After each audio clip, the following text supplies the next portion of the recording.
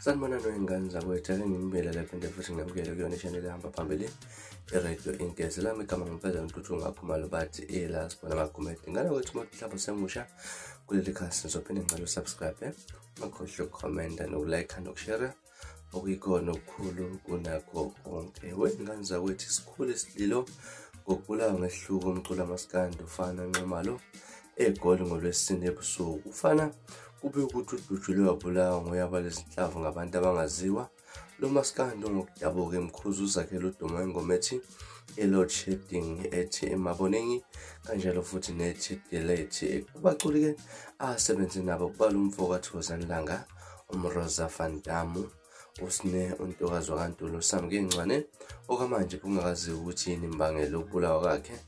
ukafana nokuthi kuzofihla nini laphana ke udaba esilithola kulona iphephandaba elihamba phambili udaba isolezwe elanga impela sonto ke laphana ngase kwethu indaba ezibuhlungu kakhulu esizithola la okudlula emhlabeni kwensiza ibisazama ke laphana kusokhumbula ukuthi ke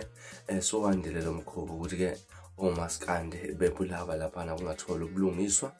kungathola nabasolwa ke laphana kodwa njengenza kwethu ke emndenini olensizwa sengathi ungaduduzeka umndeni kanjalo laphana naye ilale ngokuthula siRadio Inkezi sithi ayilale ngokuthula lensizwa ke laphana umfoka Nxumalo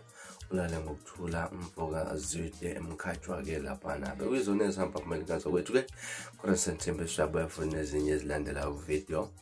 elandelayo kwakho ukusubscribe nesiphatha kahle nibe nosuku lomnandi sithanda kakhulu.